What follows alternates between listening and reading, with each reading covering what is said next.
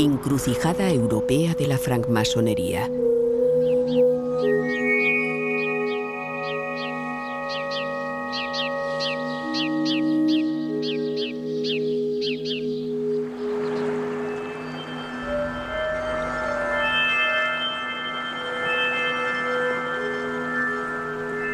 Lyon, Lugdunum, la colina de la luz. ¿Presintieron los galos y los romanos que Lyon sería un día la encrucijada europea de la francmasonería? Las antiguas tumbas de Fourvière nos darían un buen testimonio.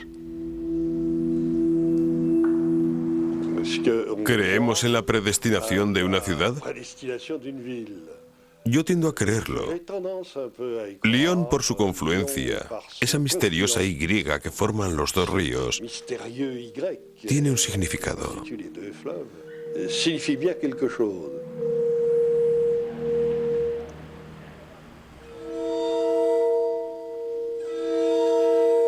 Todo comenzó en el Renacimiento. Lyon ve converger las ideas nuevas que surgieron en Europa, las del humanismo. Estas ideas serán la base de la francmasonería. Banqueros, negociantes, impresores se instalan en la ciudad. Son suizos, alemanes, genoveses y florentinos. La ciudad parece una ciudad italiana. Durante 6 meses al año, la corte de Francia reside en Lyon. En el equipaje de los italianos llegó un libro prestigioso. Fue impreso en Alde, en Venecia, y con numerosos grabados. Un libro de emblemas donde el pensamiento se construye mediante el diálogo de palabras e imágenes. El sueño de Polifilo.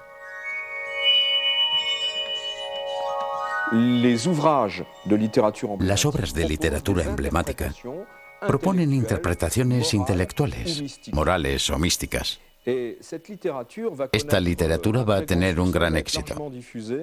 Tendrá una amplia difusión y, curiosamente, es una fuente intelectual lejana, pero real, del simbolismo masónico.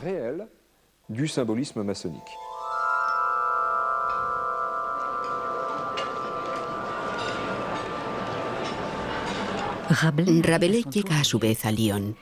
Por supuesto, ha leído El sueño de Polifilo, el que lo ama todo. Escribe y publica Gargantúa, el que lo come todo, que con su apetito de gigante quiere probar todos los sabores y todas las libertades. En sueños, Polifilo había encontrado a la ninfa Telemí para que le guiara, una imagen de su propia voluntad. El mismo Gargantúa descubre la abadía Theleme, cuyo lema es «Haz lo que quieras». La abadía de Theleme es un bello ejemplo de humanismo, de utopía de hombres fraternales, que crea un espacio de libertad, un espacio de palabras, un espacio de búsqueda. Un poco a semejanza de lo que serán las logias. En suma, un espacio filosófico, una escuela del hombre.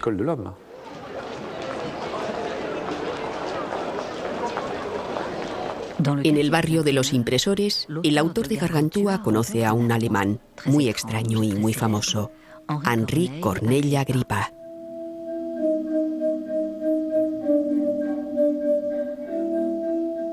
Intrigado y divertido, Rabelais le transforma en Trippa, a quien va a consultar Panurge. Pero Agrippa no es un charlatán. Explora lo oculto y la magia para comprender mejor el mundo en todos sus aspectos.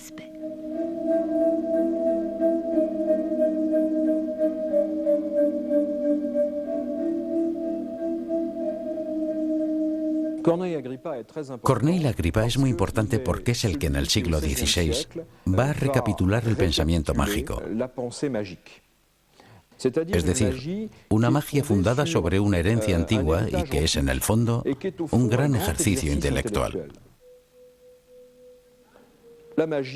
La magia no está ligada a nada sobrenatural. La magia es simplemente encontrar el medio de explotar todos los resortes escondidos de la naturaleza. Y se percibe que van a pasar por la ciudad de Lyon un gran número de hombres que son portadores de ese pensamiento que será una fuente lejana, mítica, pero una fuente intelectual y real de la francomasonería, que por supuesto no se va a crear hasta un siglo después. Como todo humanista, Agripa celebra la libertad del hombre y de la mujer. Daba prioridad a las mujeres, y es un maravilloso tratado de defensa y de ilustración, no solo de la belleza, también de la grandeza y de la inteligencia femenina.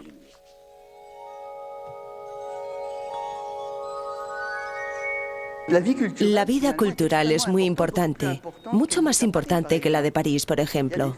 Hay mujeres que escriben y que se empeñan en escribir. Hay una que no es muy conocida y que se llama Jeanne Florey. No se sabe mucho de ella, solo que escribió cuentos al estilo de Boccaccio.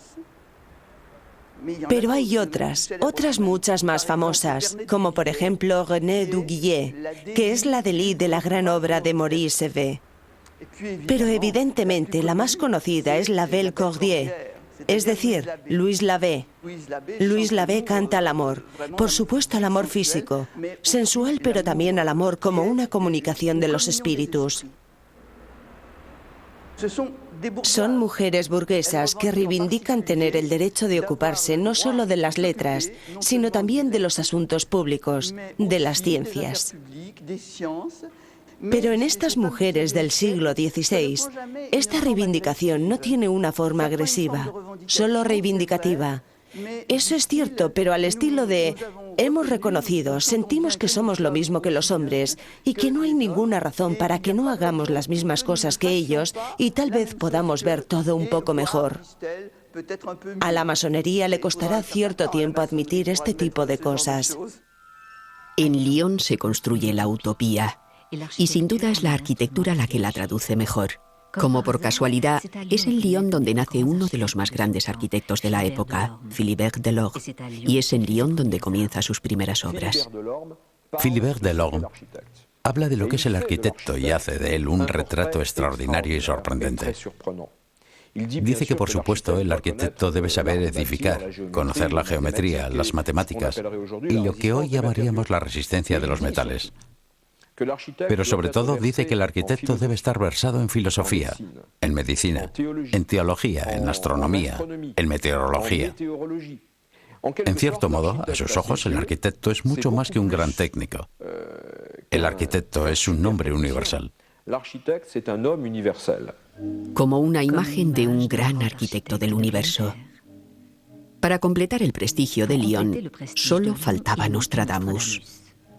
Atraído por la fama de los impresores de la ciudad, edita aquí sus Centurias, el libro más leído después de la Biblia. Nostradamus forma parte de un tronco común, el tronco común de los humanistas, de los grandes espíritus. La estructura de las profecías se puede decir que es un trabajo de arquitecto. Tienen un ritmo de cuarteta, de 4 versos, y después un ritmo de 100 cuartetas que forman una centuria y así seguido. Todo es una gran construcción. Pero esta fragmentación deseada implica algo que es casi ritualista. Y si ese texto sigue estando muy presente en el mundo desde hace 4 siglos y medio, es porque, en mi opinión, supo hacer la síntesis entre todas las religiones monoteístas. Una parte de la masonería, directa o indirectamente, bebió de las fuentes de la obra de Nostradamus en el espíritu de lo que quería ser Nostradamus, el famoso «Conócete a ti mismo», y a partir de entonces busca la respuesta de la pregunta que te has planteado. Pero desgraciadamente la respuesta a esta pregunta es más bien la intolerancia y la violencia. En el siglo XVI, Lyon era la capital de la imprenta. Una parte de los impresores eran genoveses o suizos, que mediante los libros supieron difundir las ideas del calvinismo. En 1563, los protestantes toman la ciudad y son los amos durante un año. Son ellos los que baten ciertas estelas de la fachada de la iglesia de San Juan. En una ciudad profundamente católica, el protestantismo solo pudo expresarse con violencia. Sobre todo con la ayuda del siniestro barón de Adré. Promete a sus esbirros un tonel de vino por cabeza de ángel abatida. el fin de una edad de oro. Lyon y toda Europa se desgarran en nombre de la fe en Cristo. Lo que quiere decir que todo pensamiento fundado en la búsqueda y en la voluntad de descubrir nociones o ideas nuevas es por fuerza sospechoso. La menor de las prudencias es intentar reagruparse con una mínima discreción. Encontraremos esta noción en la masonería, que no es una sociedad secreta, sino que evidentemente es una sociedad discreta. Entre estas sociedades discretas aparece a principios del siglo XVII el movimiento misterioso de la Rosa Cruz, que llama a una especie de república de Europa liberada de conflictos religiosos. Todo humanista aspira a conocer a los miembros de esta Rosa Cruz, y ese es también el deseo del joven lionés Baltasar de Monconis. Acaba de terminar sus estudios en Lyon en el Colegio Jesuita de la Trinidad, hoy el Instituto Ampère. Es el hijo de un regidor de la ciudad. En 1630, Baltasar de Monconis parte a recorrer Europa y el Mediterráneo.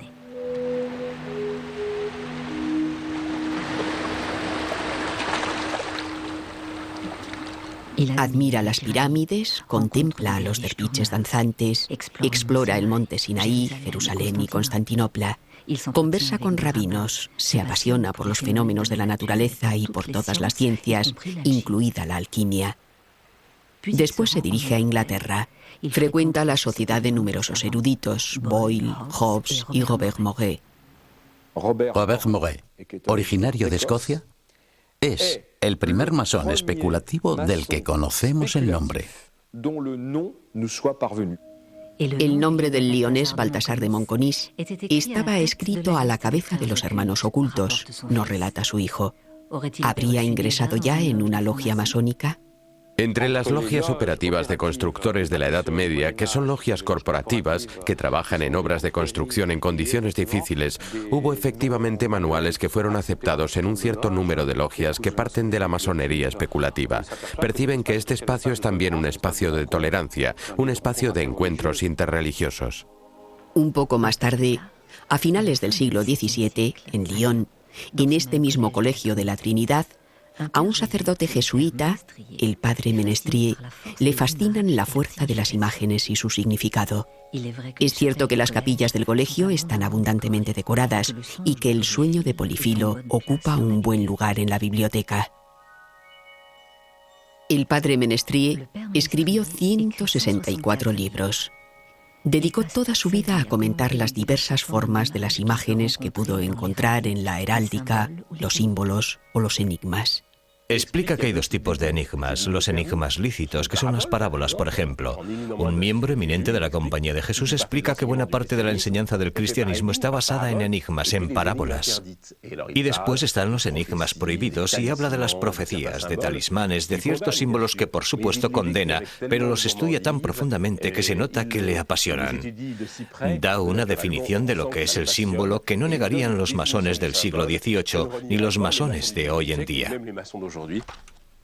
El símbolo nos dice, los símbolos son el alma de los enigmas. El símbolo es una imagen filosófica sobre la que hay que razonar. El padre Menestrier emprende la realización de un gran fresco decorativo y simbólico por todo el patio de su colegio. En un pequeño libro describe su deseo de hacer del Colegio de la Trinidad un lugar utópico y ejemplar, el templo de la sabiduría abierto a todos los pueblos. Como por casualidad, la primera descripción de este gran fresco es la construcción del Templo de Salomón. Actualmente ya no tenemos el fresco en sí porque desapareció, pero nos queda una descripción, y esta construcción del Templo de Salomón es una alegoría de la búsqueda de la sabiduría y del conocimiento. Explica que Salomón está en una cierta postura, que por ejemplo tiene un triángulo luminoso encima de él, y toda una serie de cosas que no son, y lo repetimos, masónicas, pero que la masonería las tomará a lo largo del siglo XVIII.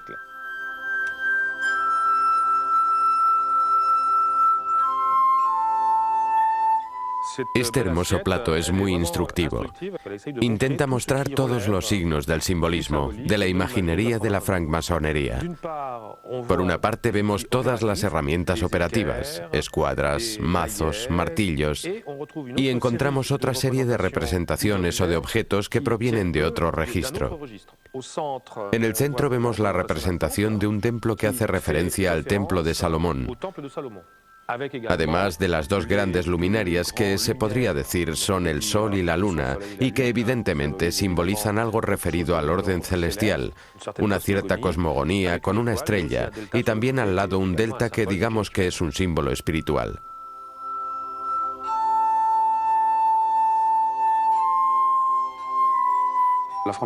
La francmasonería es una creación compleja. Guarda una resonancia, un barniz que viene del mundo de los artesanos, un lugar cerrado y cubierto, una logia en donde los hombres se reunían para preparar sus trabajos en las obras, y esta cabaña de las obras va a ser lanzada a las estrellas y pronto se va a convertir en un taller y en un templo. 4 logias de Londres se reúnen en 1717 para formar una gran logia, la Gran Logia de Londres. En el año masónico 5723, es decir, el año 1723, 2 pastores anglicanos definen la constitución de la masonería, Anderson y Desaguiliers. El duque de Wharton les remite al duque de Montagu. Después, en 1728, sale de Inglaterra y frecuenta la aristocracia francesa, que también comienza a reunirse en logias. Es en este año 1728 cuando podemos poner fecha al nacimiento de la francmasonería francesa. Al contrario de París, en Lyon las logias que se crean reagrupan sobre todo a burgueses. Son negociantes que deben su prosperidad a las sederías que produce la fábrica. El siglo XVIII es el gran siglo de Lyon, ya que se convierte en la capital europea de la seda. La fábrica leonesa vive su apogeo en su organización con la minoría, es decir, 300 familias, las famosas 300 familias y unos 40.000 obreros de la seda. Tanto jefes de taller como obreros, mujeres o niños, trabajan en una monoindustria extraordinaria, única en Europa. Y es en este pequeño cuadrilátero, calle de las murallas de Enné, el Ródano, el viejo Lyon y las pendientes de Croix-Rouge, donde va a nacer esta nueva espiritualidad que Lyon va a engendrar. Que se explica bien porque esta ciudad tiene contactos europeos, una ciudad donde todos se conocen perfectamente, donde se trabaja, pero que al mismo tiempo siente la necesidad de buscar algo más que el trabajo, y una ciudad donde el catolicismo no da una respuesta total a las preguntas que se plantean en ese siglo de las luces, donde todo se interroga con una cierta racionalidad. Desde 1744 ya existen al menos 3 logias en Lyon, sobre las cuestas de Fourvière, sin duda. Y la ciudad se encuentra en el centro de estas ideas nuevas, cuyas bases acogió en el siglo XVI. Ya hay una filosofía masónica, por el hecho de que hay una libertad de palabra en un lugar que no está bajo control, porque hay gentes con opiniones diferentes y hay clases sociales bastante diversificadas. En una sociedad del antiguo régimen se da forzosamente una estructura polémica. Además, la fraternidad es un principio que empuja poco a poco a que la filantropía se ocupe tanto de las causas de la miseria como de la búsqueda de un remedio. Y en este sentido, a medida que las luces sean más fuertes, la masonería se politizará más. Es en Lyon, en febrero de 1750, cuando un italiano que se hará célebre en toda Europa da sus primeros pasos en la francmasonería, Giacomo Casanova. Es uno de los espíritus más lúcidos de su tiempo. Siente que hay una búsqueda espiritual que comienza a llegar por todas partes. Por lo que yo creo que hay algún acontecimiento en su vida, algo que le empuja a reflexionar sobre sí mismo, a tener una conciencia sobre su propia vida cada vez más aguda, una conciencia física, casi psicológica, una concepción del tiempo, es decir, de los momentos decisivos, de la ocasión, del reencuentro y, sobre todo, del valor.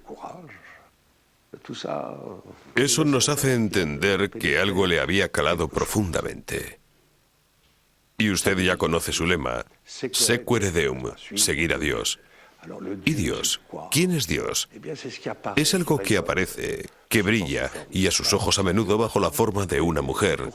Pero él busca algo. Es un texto que hay que saber leerlo y descifrarlo. En efecto, cuenta su llegada a Lyon, y el resto sigue sin que él se sienta obligado a hacer alusión a sea lo que sea. Lo que le interesa es su vida personal, no el destino de una comunidad visible, pero hay una que no es visible. Él está indicando algo.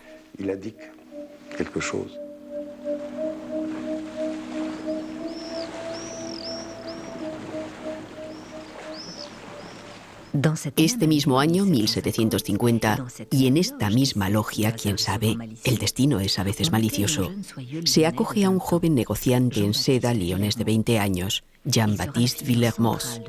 Él será la figura central de la masonería lionesa del siglo XVIII. Es muy curioso ver cómo este negociante en seda que dejó la escuela a los 10 años va a mantener correspondencia con los más grandes personajes de Europa a propósito de conocimientos raros y muy valiosos sobre la masonería.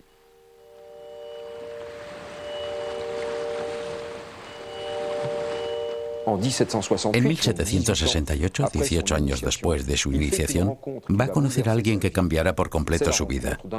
Es un personaje enigmático, muy curioso, muy extraño, muy característico de los que podemos denominar como aventureros espirituales del siglo XVIII. Se trata de Martínez de Pasqually. Martínez de Pasqually está relacionado con una tradición cabalística, pero también bebe sus fuentes en la tradición mágica que proviene del Renacimiento. Y sobre todo, toma prestadas muchas de las ideas de Corneille Agrippa.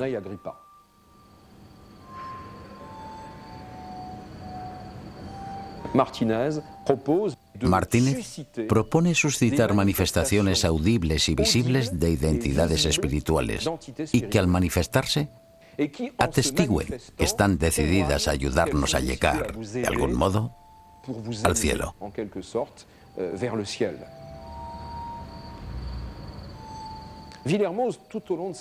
A lo largo de su vida, Villermoz solo tuvo un deseo: que estos entes se manifestaran.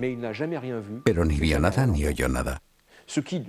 Lo que sí hiciera falta serviría como prueba del extraordinario equilibrio psicológico de Villermoz, porque hubiera podido autosugerirse de alguna manera la presencia de estas entidades. No perdió jamás el sentido de la realidad, y antes de juzgar quería conocer lo que hace, especialmente cuando conoce los nuevos sistemas masónicos. Quiere estudiarlos de inmediato, y cuando los nuevos sistemas filosóficos llegan a Lyon, enseguida quiere participar en ellos. Nuevos sistemas filosóficos y masónicos. Dios sabe si era así. Pues la mayor parte estaban inspirados en el prestigio y el noble ideal de la caballería, tal como se soñaba que era en la Edad Media y tal como la representará el pintor Marius Grany. La implantación de la imaginería caballeresca en la francmasonería es bastante legítima, ya que tanto para la caballería como para la masonería, la beneficencia, el interés por el prójimo es algo muy esencial. El nombre de las logias de Lyon muestra que celebraban con constancia la amistad y la filantropía. Pero Villermoz se entera de que en Alemania se desarrolla con gran éxito un sistema masónico, la estricta observancia templaria. Se dice que es la heredera de los caballeros templarios, que según la leyenda habrían sobrevivido en Escocia tras ser condenados por el Papa y Felipe el Hermoso. Afortunadamente habían desaparecido y pudieron proyectar sobre los templarios muchas cosas que no se hubieran podido hacer con las órdenes de caballería, que todavía existían. Y eso es lo que va a hacer la masonería del siglo XVIII. Va a restituir una caballería espiritual que sea un instrumento para la búsqueda. Villermoz introduce en Lyon este sistema masónico templario rectificándolo profundamente. Lo convierte en un rito escocés rectificado. Va a tener una idea genial. Va a tomar el armazón de la estricta observancia templaria y va a llenar este armazón con el pensamiento de Martínez de Pasqually. Una veintena de logias prosperan en Lyon. Forman parte del desarrollo de la ciudad sobre la margen izquierda del Ródano, que diseña el urbanista francmasón Morin. Es el lugar de todos los placeres y de todas las experiencias. Los hermanos Montgolfier, masones, prueban en Lyon sus aerostatos.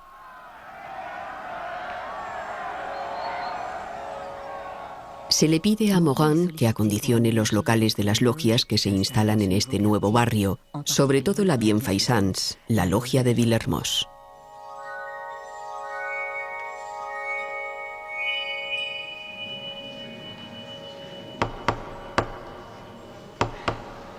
La francmasonería se asienta como un contrapoder. Templos grandiosos y suntuosos banquetes fraternales.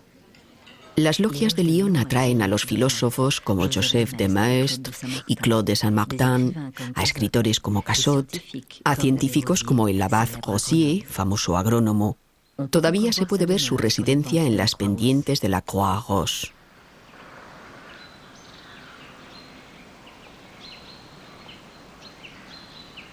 Es también la época en la que se efectúan las primeras pruebas de electricidad a través de los fenómenos del magnetismo. Mesmer, francmasón austríaco, es famoso en toda Europa por sus curas magnéticas. Evidentemente pasa por Lyon.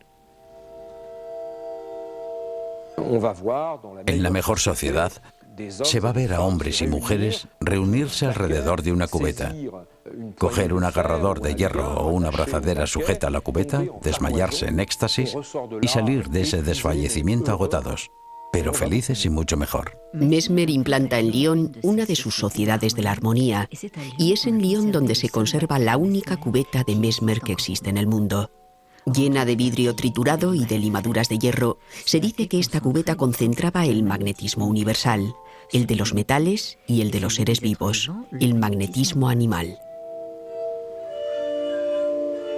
La música de la armónica de vidrio amplificaba la circulación del fluido magnético.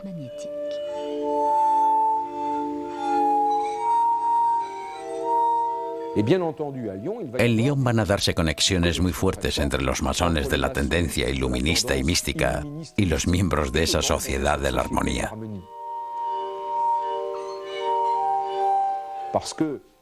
Porque el magnetismo animal de Mesmer era para muchos de ellos como una manifestación tangible de esta dimensión inmaterial que busca se manifieste a través de su recorrido espiritual.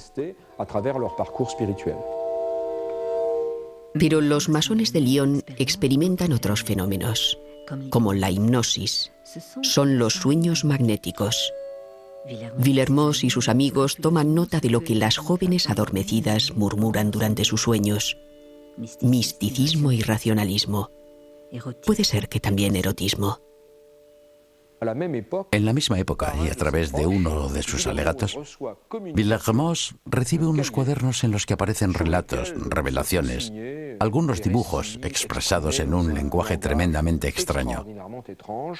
La persona que lo remite quiere mantener el secreto de su origen y dice que se lo ha transmitido un agente desconocido. Una forma de escritura automática mucho antes de que aparecieran los poetas surrealistas. El agente desconocido era la hermana de un francmasón de Lyon, Madame de Vallière. En su residencia de las afueras de Lyon había estado en comunicación con entidades misteriosas.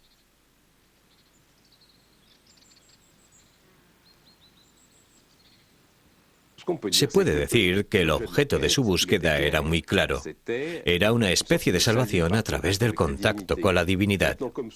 Experimentando ciertas cosas, se encontraron con otras muchas, y desde este punto de vista pudieron ser los precursores del descubrimiento del inconsciente o del descubrimiento de las dimensiones oscuras del hombre. Esta efervescencia de Lyon atrae aún más a otras personalidades extranjeras. Cagliostro, el Joseph Bálsamo de Alejandro Dumas, llega a Lyon en 1785.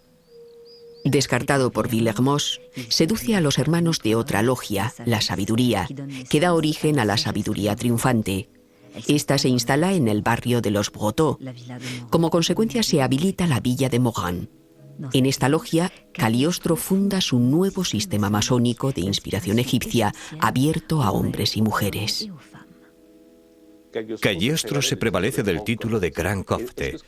Este Gran Copte no será una forma imperfecta, corrompida de decir copto, ya que en efecto Cagliostro parecía profesar un cristianismo bastante curioso que tenía su relación con el lado arcaico del cristianismo copto. Por lo que la masonería egipcia de Cagliostro nos remite más a los elementos arcaicos del cristianismo de la iglesia copta que al Egipto de las pirámides y los faraones. Entre los 5 ritos principales que se practican hoy en día en la masonería francesa, 2 nacieron en Lyon, el de Villermoz y el rito egipcio del que Cagliostro lanzó algunas primicias. Es una atmósfera muy curiosa, muy extraña. Ilustra muy bien la multiplicidad de los pasos en los que estos hombres estaban implicados. Podían a la vez aferrarse a la persistencia de una preocupación religiosa y mística importante y al mismo tiempo, en el plano político, ser favorables a las ideas nuevas. Llega el año 1789. Se buscaba más libertad, más igualdad y aún más fraternidad. La masonería aplaudió la revolución de 1789 tanto en Lyon como en otras partes. Pero después las cosas se torcieron. Lyon, por un lado, va a rechazar el aspecto monárquico encarnado por Jacques Vercolomé, que no es un masón, y después a un personaje que se llama Joseph Chalier, y que es un elemento clave de la violencia extremista y exagerada de Lyon. Instaló en el puente Morán una guillotina, afirmando que se instalaba allí para que las cabezas caigan directamente al Ródano. Este Chalier será arrestado y llevado a prisión. Los monárquicos aprovecharán para crear en Lyon una especie de sublevación, de rebelión lionesa, ya que los lioneses no quieren ser rebeldes, solo quieren vivir en una especie de república moderada, a la lionesa. La Convención Montañar lo impedirá. Lyon será asediada y tomada el 9 de octubre de 1793. Esto traerá consigo una gran violencia que provocará 2000 muertos, guillotinados o fusilados, entre octubre del 93 y la primavera del 94. Entre ellos, más de 135 francmasones de Lyon, incluido el propio hermano de Villermoz. De los 75 miembros de la logia La Beneficencia, 20 son ejecutados. Un primer mausoleo rinde homenaje a las víctimas de la Revolución. Y después, debido a la influencia aunada de la egiptomanía y de la masonería, se reemplaza por una pirámide que subsistirá hasta principios del siglo XX, antes de ser reemplazada a su vez por una capilla común que propicie el olvido. Lyon recibe a Napoleón con alegría. Va a apoyar su industria de la seda y a hacer reconstruir la plaza Bellecour. Durante la Revolución, las logias tuvieron que cesar su actividad. Napoleón las hace revivir, pero en su beneficio. La decoración caballeresca siempre ha seducido a los francmasones. Sin duda es lo que inspiró al pintor lyonés Fleury, de la logia Isis, que con su amigo Revoil lanza en Europa la moda de la pintura estilo trovador. Pero la composición de las logias cambia. Los eclesiásticos ya no están en ellas y los nobles mucho menos. Al cabo de los años, los artesanos, los negociantes, los tenderos, los pequeños burgueses se unen a las logias. Este hecho provoca en aquella época una cierta proletarización de la francmasonería en Francia. Esta masonería es muy interesante como fenómeno sociológico porque se puede ver al pueblo de Lyon en estas logias en oposición a la masonería del siglo XVIII, que en el plano social es una masonería muy ligada al poder, a los diferentes poderes. En 6 años creo que se crean 4 logias, pero con nombres totalmente nuevos. Estrella Polar, Cartabón y Compás, Asilo del Sabio, El Candor. Ya no existía la beneficencia, aquello se acabó. Su primer objetivo, y desde sus principios en los primeros años 20 de 1800, era la enseñanza, la emancipación de la enseñanza. Esa fue su lucha desde un principio. Incluso los alcaldes como Prunel, que era un antisocial, fue uno de los primeros accionistas de las escuelas creadas por los francmasones. En las logias masónicas se va a producir una corriente hostil a la monarquía, y eso se nota especialmente en Lyon. En septiembre de 1829, Lafayette es acogido triunfalmente por las logias lionesas. Lafayette es, de algún modo, el ala izquierda de la monarquía. Lafayette, francmasón, el hombre de los dos mundos, atraviesa el Ródano para acudir a la fiesta organizada por la logia El Asilo del Sabio. Como recuerdo, el puente Carlos X y la avenida pasarán a denominarse Puente y Avenida Lafayette. Pero durante ese periodo, la miseria se extiende por el barrio Croix-Rouge. Hay 30.000 tejedores y 800 jefes de taller.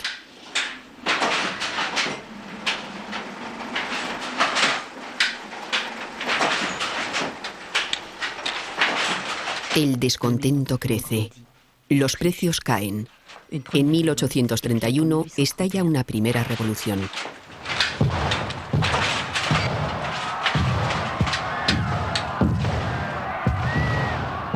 Lyon no es revolucionaria, Lyon es de revueltas, pero de revueltas por la vida. El lema de los tejedores de seda, vivir trabajando o morir combatiendo, recorre toda Europa. El lema vivir trabajando o morir combatiendo está inspirado en esta fórmula, vencer o morir, que encerraba toda una meditación sobre el sentido de la justicia, sobre el uso del derecho y la legitimidad de la violencia. Franz Liszt, que se hará masón algunos años más tarde, compone una pieza en homenaje a las luchas de los tejedores lioneses.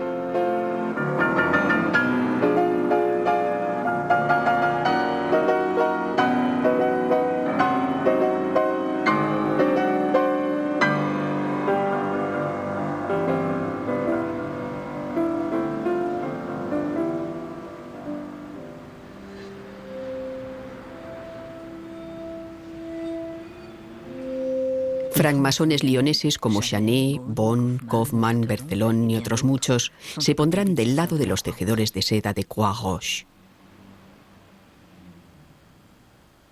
De todas formas, los masones han estado muy a menudo a la vanguardia de este tipo de evolución. Los encontramos a la cabeza de pequeños complots republicanos, de agitaciones para simplificar, y los encontramos en la lucha por la libertad de prensa que quiere imponerse en aquella época. Los diarios más importantes son El Eco de la Fábrica y La Espigadora, y en ellos ya había francmasones. Marius Chastain puede que recordara el símbolo de la igualdad cuando escribió: «Sí, yo soy el nivelador. Pido una igualdad de bienestar que eleve al pobre al nivel del rico».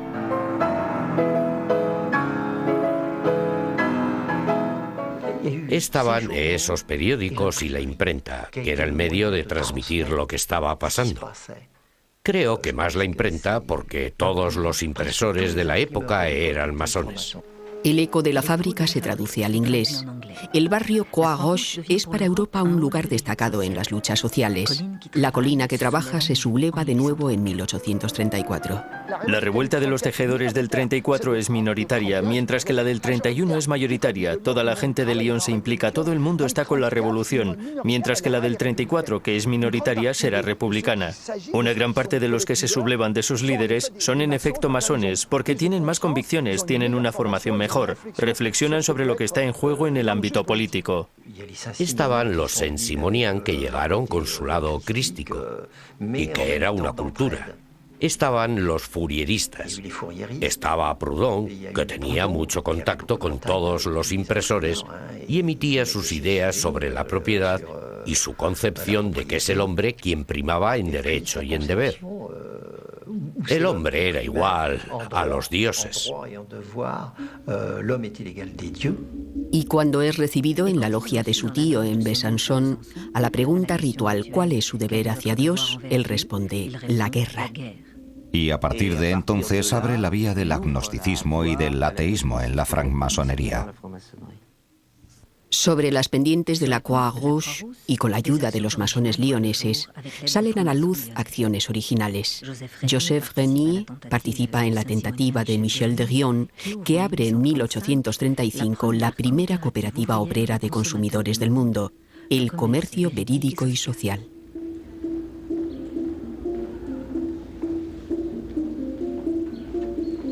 Joseph Renier, de la logia de rito egipcio La Benevolencia, participa en todas las experiencias en las que está implicada la masonería: cooperativas, fourierismo, mutualismo, ensayos sobre economía, magnetismo, teatro, música numerada. Acoge a todas las personalidades comprometidas que pasan por Lyon, como Flora Tristan. Flora Tristan, en su vuelta a Francia, llega a Lyon. Le gusta mucho Lyon. Se pone en contacto con las mujeres de los tejedores y con las tejedoras, las mujeres que trabajan como tales. Intenta organizarlas. Cuando digo organizarlas, no me refiero a sindicatos, sino a organizarlas en grupos donde ellas solas puedan organizar conferencias, cursos. Quiere que haya algo específicamente femenino. Siente muchísima simpatía por esas mujeres. Pero Lyon cuenta también con personalidades femeninas extraordinarias, como Eugénie Niboyer, la primera mujer bachiller de Francia. En Lyon fundó periódicos como El Despertar de las Mujeres o El Consejero de las Mujeres. Pero en especial lo que a ella le interesa es la educación de las obreras. Su idea, por otra parte, es la idea común en la época. También es la de George Sand. Ella quiere conseguir, iba a decir la revolución, en todo caso el cambio de la educación. En 1848, los lioneses se levantan de nuevo junto a París. El grupo de los voraces, próximos a los francmasones de la Croix-Rouge, retoma los lemas del 31. Después de todo, el establecimiento del sufragio universal directo, así como la puesta en escena de cierto número de derechos, de garantías referentes al trabajo, los niños, el estatuto de la mujer y también la libertad de prensa, la supresión de la pena de muerte por razones políticas, muestra que hay una influencia masona en la Revolución del 48.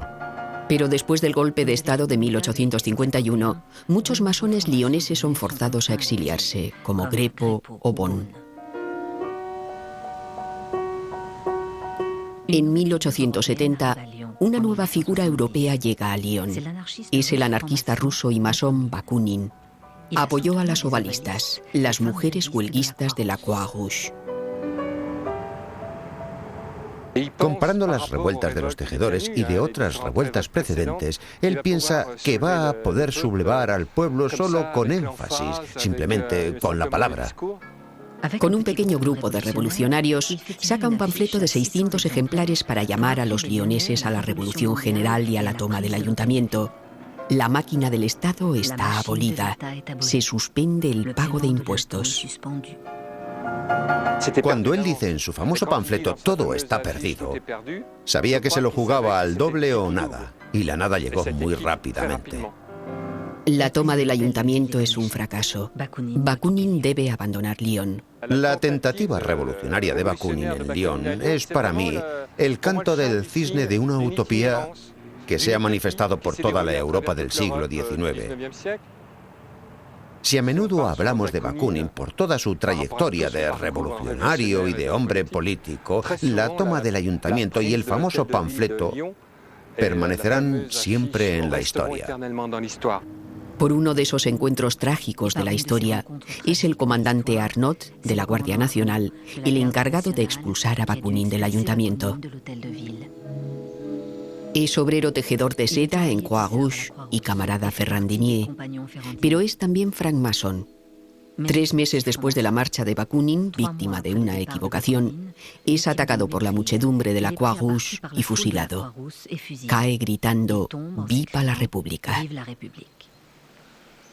¿Pero de qué república habla? ¿Habla de la República Social Internacionalista a la manera de la de Chalier o de la República Moderada, la tercera república que se acaba de instaurar? Cuando Gambetta viene a su entierro en Lyon, hará de él una víctima de esa república que se supone consensuada. El comandante Arnaud forma parte de esa república centrista a la lionesa, que demuestra que la masonería lionesa no es una masonería revolucionaria, sino una masonería moderada, una masonería que encarna bien esa identidad lionesa. En la francmasonería existe la idea de la tolerancia y también la idea de que no podemos romper radicalmente con los hombres, aunque queramos cambiar las ideas. Y creo que esto es lo que caracteriza a los alcaldes masones de aquella época. Hénon, Terme, Vitet, que son a la vez hombres progresistas que huyen de los extremos, pero que, al mismo tiempo, desean la reforma. Con Guelleton y Auganier, esta tradición de alcaldes francmasones seguirá hasta finales del siglo XIX. El templo masón de la calle Garibaldi es uno de los centros del pensamiento filosófico y político de la ciudad. La francmasonería leonesa se compromete decididamente en la construcción de la República, porque parece que al cabo de esa maduración secular inevitablemente es la fundación cívica que asegura una mayor permanencia de esos ideales. La francmasonería leonesa se implica como otras en el establecimiento del régimen republicano, y en ese camino choca desde hace decenas de años con la existencia de una iglesia que reacciona mal ante esas evoluciones, que rechaza que se ponga en duda su autoridad social. En Lyon, Monseñor de Bonald se muestra especialmente activo. Manda edificar una gran basílica que se diría tiene la forma de una fortaleza de la fe. No fue la masonería la que atacó primero, fue la Iglesia romana, que se convirtió en el bastión de las fuerzas más reaccionarias en Francia, y a causa de esto las logias pasaron a ser el lugar natural para aquellos que no estaban de acuerdo con esa evolución. Y de una cosa a otra, el combate de las dos Francias va a hacer que la masonería se convierta al anticlericalismo más virulento. Se tendía a la separación de la Iglesia y el Estado, se tendía hacia el laicismo y todo eso.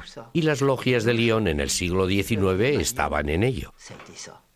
Auganier era un francmasón laico, muy opuesto a la Iglesia católica, ya que, en un momento dado, quiso arrasar Fourvière. Estaba Gay, que era un masón y que construyó una torre Eiffel al lado. Por espíritu de contradicción se decía que no tenía razón. No se puede poner un elefante patas arriba y al lado un falo. Por eso en el paisaje lionés quedan las huellas de este combate. En lo sucesivo, la República está bien instalada. Se le erige una estatua, decorada con símbolos masónicos, símbolos que encontramos en el monumento en memoria de Guelleton. Pero después de Guelleton y Auganier, no habrá en el siglo XX ningún otro alcalde masón en Lyon, a excepción del alcalde actual.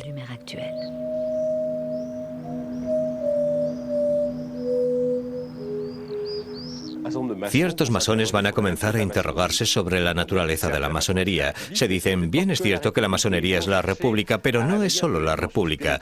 Quieren despertar un poco la dimensión espiritual de la francmasonería, recuperando la masonería mística del siglo XVIII.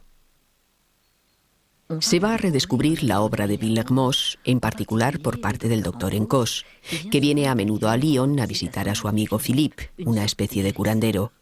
La tumba del Maître Philippe, como se le llama hoy, está al lado de la de Villermoz y siempre llena de flores. Inspirándose en Villermoz, el doctor Encausse fundará un sistema paramasónico que se hará llamar Papus. Llevará al Maître Philippe a Rusia, a la corte del zar Nicolás II, lo que dará una vez más una dimensión europea al pensamiento místico lionés. En la estela iniciada por Papus y por el maestre Philippe, toda una tradición va a volver a investir a la ciudad de Lyon, con un particular Joan Ibrico y su sucesor Constant Chevillon, de manera que a través de las vicisitudes de la historia, el hilo de una cierta tradición mística y ritual en Lyon no había quedado cortado del todo. Constant Chevillon fue asesinado por la milicia en 1944.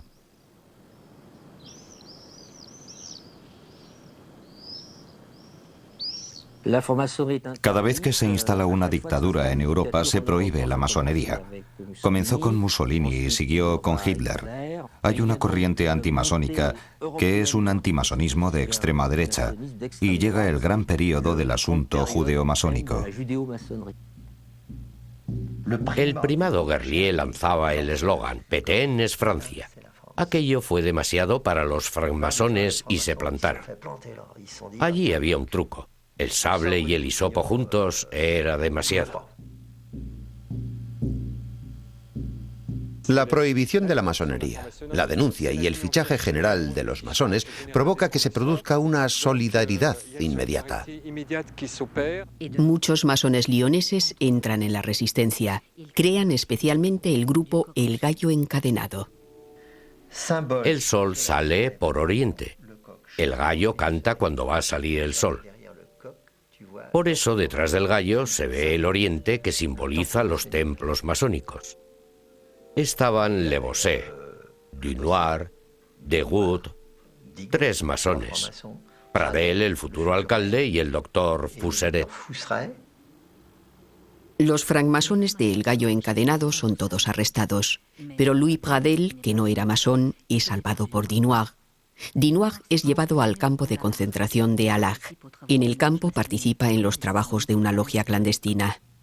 En Lyon hubo grandes nombres trabajando en la resistencia. Estaba Chambonet, que fue el dirigente del ejército secreto en el Jura y que es una de las grandes personalidades de la resistencia en el este de Francia. El francmasón Chambonet y otros 4 resistentes fueron fusilados como represalia por la Gestapo, lo que determina la construcción del memorial Vigilante de Piedra.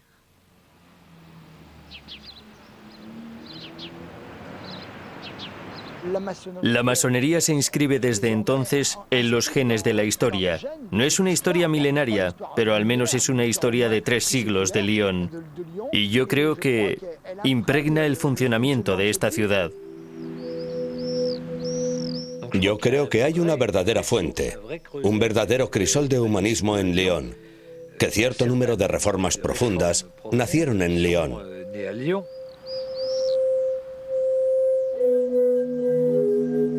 Nuestra condición es que somos mortales y necesitamos incluirnos en un movimiento más global que nuestra propia existencia. Este movimiento más global puede ser precisamente la confianza en la humanidad, en el progreso del hombre, en su superación perpetua. Y esto explica con creces mis 2 compromisos, el socialista y la francmasonería.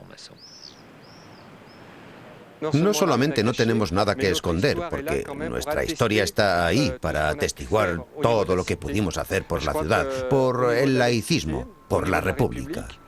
Siempre que hemos estado presentes, lo hemos hecho en el lado bueno. Es una reconciliación entre una preocupación humanista, una preocupación por interesarnos por el otro y una búsqueda más interior, incluso más espiritual. Y la masonería permite asociar estas 2 perspectivas.